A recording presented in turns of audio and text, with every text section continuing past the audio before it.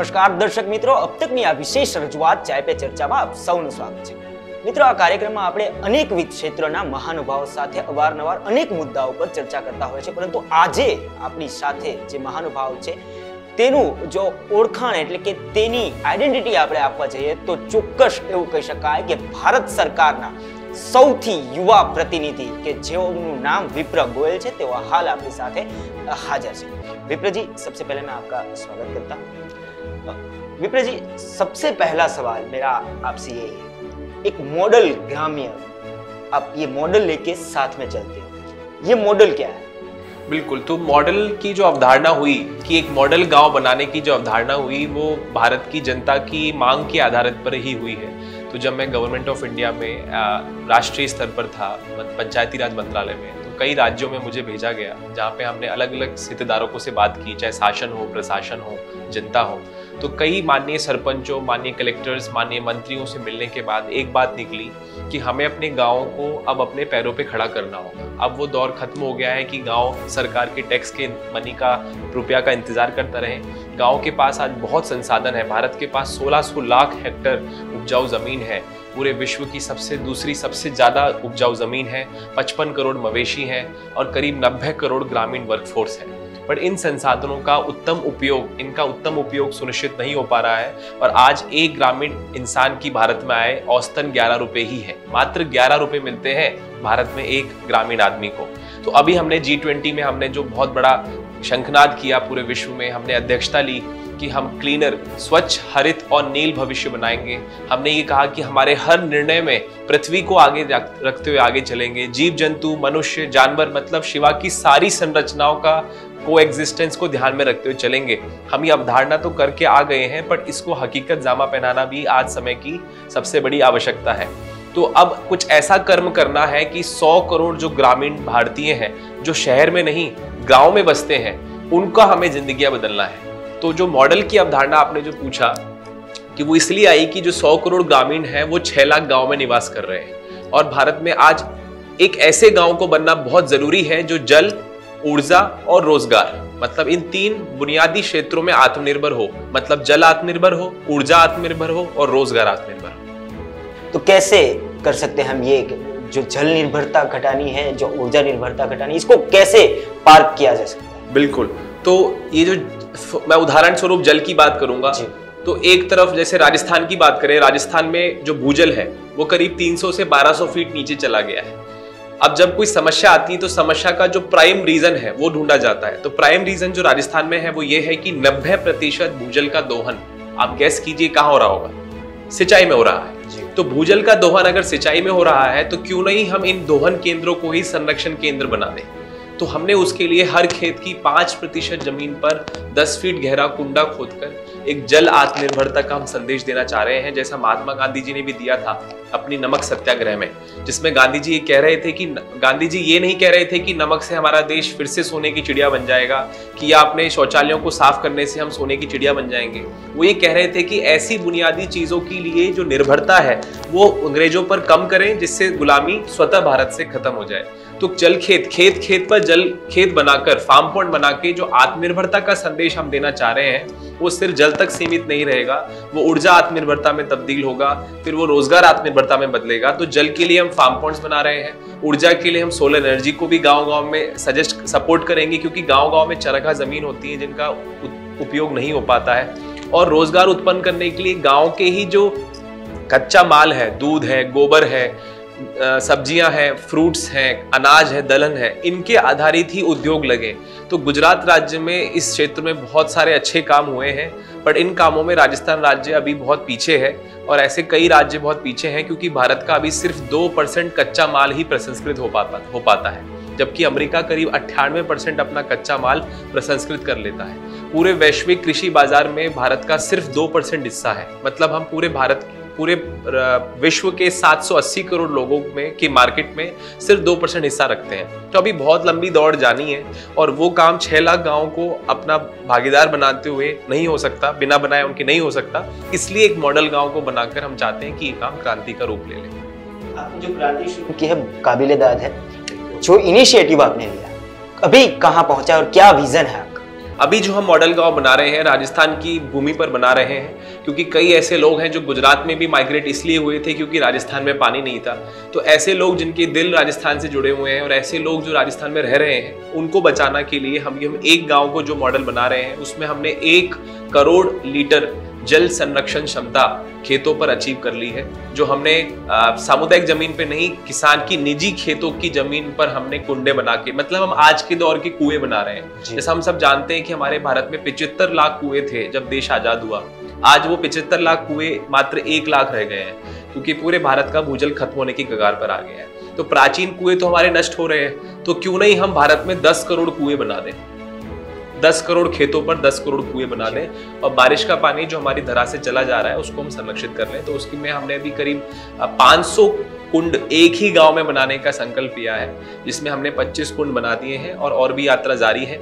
और इस पूरे काम को जो हकीकत जामा पहनाने में जो संस्थान मेरा सहयोग कर रहा है उसका नाम है APEAF, जिसकी संस्थापक अध्यक्षा डॉक्टर नीलम गोयल हैं, जिनको पूरे देश में भारत की परमाणु सहेली नाम से जाना जाता है, जो भारत में परमाणु क्रांति को लेकर चली थी, पर आज समय की मांग को समझते हुए वो परमाणु सहेली आज जल सहेली भी बन गई है। तो मेरा उनको बहुत सादर सादर नमन की भारत की इस क्रांति में वो मशाल जलाए हुए हैं। अगला सवाल यही था, नीति आयोग, भारत सरकार के एडवाइजर, उसके बाद PMO कमेटी के मेंबर, ये पूरा सफर, उसके बाद अब जो APEF है उसके आप CEO हो, तो ये पूरा सफर कैसा रहा? ये सफर से ही मेरी जो आदि शिक्षा है वो IIT खड़गपुर में हुई, और मैं कहूँगा कि मेरी असली जो शिक्षा है वो धरातल पर सभी हितधारकों से मिलकर हुई है। जब मैं सरपंचों से मिला, जब मैं माननीय कलेक्टर से मिला, जैसा आप बहुत काइंडली बता रहे हैं कि मेरे को ऊपर के भारत सरकार के भी अनुभव हुए, तो मेरी आधी, मतलब मैं तो कहूँगा कि 70% जो मेरा अनुसंधान है वो इस यात्रा में हुआ है। और इस यात्रा के सारे अनुसंधानिक अनुभव के बाद ही मैं इस नतीजे पर पहुंचा कि किसी को गलत ठहराए बिना, किसी को कुछ पाठ दिए बिना, किसी को कुछ ज्ञान परोसे बिना हम आज के युग के कर्म की स्थापना कर दें। क्योंकि महाभारत में जब श्री अर्जुन अपने ही परिवार के विरुद्ध शस्त्र चलाने से संकोच कर रहे थे, तब भगवान श्री कृष्ण ने उनको कहा कि पार्थ, इस वक्त अपने परिवार का नहीं भारतवर्ष का सोचो। तो उन्होंने अपना करने योग्य कर्म करा, जो उस युग की धर्म की स्थापना थी। जो सीता माता थी वो सत्य से भी ज्यादा सत्य थी, राम जी ये जानते थे, पर क्योंकि सीता माता के लिए जनता में कुछ भ्रम व्याप्त थे, तो अगर सीता जी के प्रति राम जी को अपने सबसे प्रिय चीज कुर्बान करनी पड़ी समाज की स्थापना के लिए। तो न्याय, कानून और व्यवस्था के लिए वो करने योग्य कर्म था जो उस युग का धर्म बना। पर आज के युग में धर्म क्या है, और धर्म क्या है? धर्म वो है जो हमारे अस्तित्व के लिए जो नियम बनाए जाते हैं समाज में, वो धर्म है। तो आज हमारा अस्तित्व किन चीजों की वजह से डगमगाने की कगार पर आ गया है? वो है कि भूजल हमारा खत्म हो रहा है, कोल, ऑयल और गैस से ऊर्जा बनाने की वजह से हमारा वातावरण खत्म हो रहा है। मतलब मानव जाति का अस्तित्व, हम डायनासोर्स की तरह कहीं एक्सटिंक्ट ना हो जाएं और इतिहास के पन्नों में दर्ज ना हो जाएं, इसलिए आज का धर्म फिर से लिखा जाना है, और वही है प्रकृति पुनरुत्थान। G20 एक उसकी बहुत अच्छी शुरुआत है, पर उस शुरुआत को चलाए रखने के लिए एक गांव को तुरंत भारत में परोसना आज जरूरी है, जिसके लिए हम शासन, प्रशासन, जनता, कॉर्पोरेट जगत सबको साथ में ला रहे हैं। और अगेन इन सभी कामों का जो श्रेय जाता है वो डॉक्टर नीलम गोयल, भारत की परमाणु सहेली जी को भी उतना ही जाता है, और उतना ही आप लोगों को जाता है जो हमारी बात संबंधित हितधारकों तक पहुंचा रहे हैं। विप्र जी, एक मिशन लेके आप चल रहे हो, जल क्रांति, ऊर्जा क्रांति, बहुत बढ़िया बात है, लेकिन सिर्फ जल क्रांति या ऊर्जा क्रांति से मॉडल गांव स्थापित नहीं हो पाएगा। उसके लिए रोजगारी भी चाहिए, बाकी बहुत कुछ चाहिए वहां पे, क्योंकि लोग गांव छोड़ देते हैं। सबसे बड़ी प्रॉब्लम होती है रोजगारी नहीं। रोजगार, तो इसके लिए क्या विजन है? बिल्कुल, तो ये बहुत ही अच्छा प्रश्न है आपका, और आज भारत के सभी युवाओं का ये प्रश्न है। राजस्थान में करीब 2 करोड़ युवा है जो कहते हैं कि हम बड़ी बड़ी कंपनियों की नौकरियां करके खुश नहीं है, क्योंकि उन नौकरियों में हम नौकर बन रहे हैं, जो भूस्वामी हैं वो नौकर बन रहे हैं। तो कैसे हम अपने युवाओं को गांव-गांव में ही स्थापित करें? तो गांव में कौन से उद्योग लग सकते हैं? जिनका कच्चा माल गांव में बनता है वो उद्योग गांव में लग सकते हैं। कौन से उद्योग लगे? तो उन उद्योगों की स्थापना में जो ग्रामीण युवा है उनको सही शिक्षण प्रशिक्षण नहीं मिल पा रहा है, उनको सही निवेशकर्ताओं से नहीं जोड़ पा रहे हैं हम लोग, उनको सही कच्चे माल का अनुसंधान और सर्वे नहीं हो पा रहा है। तो हम गाँव में, जैसे दूध बन रहा है, हमारे गाँव में 4000 लीटर दूध रोज इकट्ठा होता है। हमने सर्वे किया, किसी को पता नहीं था। तो 4000 लीटर दूध की एक दूध प्रसंस्करण इकाई वहां लग सकती है। हमारे गांव में 16 टन प्रतिदिन गोबर इकट्ठा होता है, वहां पे 3 करोड़ का एक बायोगैस प्लांट लग सकता है। वहां पे सब्जियां बाजरा, कई तरह के कच्चे कृषि का उत्पादन होता है जिसके आधारित प्रसंस्करण इकाइयां लग सकती हैं, पर आज हमारे ग्रामीण भारत में वो काम नहीं हो पा रहे हैं। तो हम एक गांव में जो बना रहे हैं 3 उद्योग भी लगाएंगे, जिससे करीब 500 रोजगार का सृजन तो उद्योगों से होगा, और जो हम खेत खेत पे पानी की व्यवस्था कर रहे हैं उससे करीब 2000 लोगों को रोजगार मिलेगा। कुल मिला के इन 3 गाँवों में करीब 2500 लोगों को रोजगार मिलेगा। अगर हम इसी गति से चले तो पूरे राजस्थान में हम करीब 11 लाख लोगों को रोजगार दे पाएंगे अगले 2 सालों में। जो युवा सीमित सरकारी नौकरियों के प्रति दौड़ने के लिए विवश हो रहे हैं, उनको हम गांव-गांव में ही रोजगार दे पाएंगे। अगला सवाल है विप्लव जी, एपीएफ जो कंपनी है उसके आप सीईओ, एपीएफ क्या है, क्या काम करते हैं? एपीएफ का फुल फॉर्म यूं तो atomic power evolution awareness foundation है, जो परमाणु क्रांति के उद्देश्य को लेकर जिसका संस्थान की स्थापना हुई थी, पर आज इसने अपने उसी नाम से अपनी काम की परिभाषा बदल ली है थोड़ी, जिसमें उसने कहा है कि harnessing atomic habits for revolutionary actions, कि हम हर निजी छोटी से छोटी क्रिया को बड़े कर्म के लिए एक आहुति माने, क्योंकि हर छोटे से छोटे किसान और घर को जुड़ने से ही राष्ट्रीय उद्देश्यों की पूर्ति होगी। तो transforming atomic habits for revolutionary actions, that is now the new agenda. ये अब एक नया एजेंडा है एपीईएफ संस्थान का, जिसकी संस्थापक अध्यक्ष डॉक्टर नीलम गोयल है। खास आगे के दिनों का क्या विजन है आपका, जैसे गांव को आप मॉडल बनाना चाहते हैं, क्या विजन रहेगा पूरे देश के? बिल्कुल, तो हमारा जो प्रयास है वो सिर्फ एक गांव तक सीमित ना रह जाए, क्योंकि भारत में 3.5 लाख करोड़ रुपया, 3.5 lakh crore of government money, हम लोगों का टैक्स का पैसा गांव में जाता है हर साल, जिसका प्लानिंग माननीय प्रधानमंत्री जी नहीं कर सकते। वो संवैधानिक अधिकार है 32 लाख जनप्रतिनिधियों का, सरपंच वार्ड पंचों का, जो उस पैसे पे प्लानिंग करते हैं। पर क्योंकि पूरे इंडस्ट्री में कोई ऐसा मॉडल गांव नहीं है, तो वो सारा पैसा या तो सैनिटेशन में, शौचालयों में, सड़कों में या पानी की टंकियों में चला जाता है। तो वो पैसा लाइवलीहुड में जा सके, आजीविका में जा सके, क्योंकि आप जानते हैं गांव के किसानों के पास अगर पॉकेट्स में पैसा होगा तो वो डॉक्टर की फीस भी भर पाएगा, वो एजुकेशन में शिक्षक की भी फीस भर पाएगा। तो आजीविका की स्थापना से शिक्षा में भी उत्थान आएगा, स्वास्थ्य में भी उत्थान आएगा। तो हम चाह रहे हैं आजीविका पे अटैक करें और पूरा देश इसमें खुद मोटिवेट हो जाए। हम इस काम को अपनी कोई इंडस्ट्री बनाने के लिए नहीं कर रहे हैं।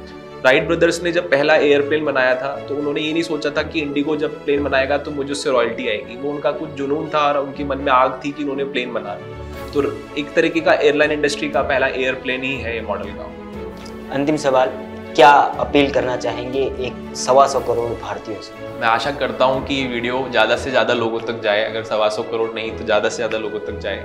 तो ये वीडियो जो भी लोग देख रहे हैं, सुन रहे हैं, मैं उनसे बस यही अपील करना चाहता हूँ कि भारत के लिए मोटिवेटेड रहें, आशावान रहें, भारत को अपना माने, उससे आशा ना छोड़ें, और सब लोग अपने अपने तरीकों से भारत के आत्मनिर्भर भारत के सपने में अपना अपना योगदान दे रहे हैं।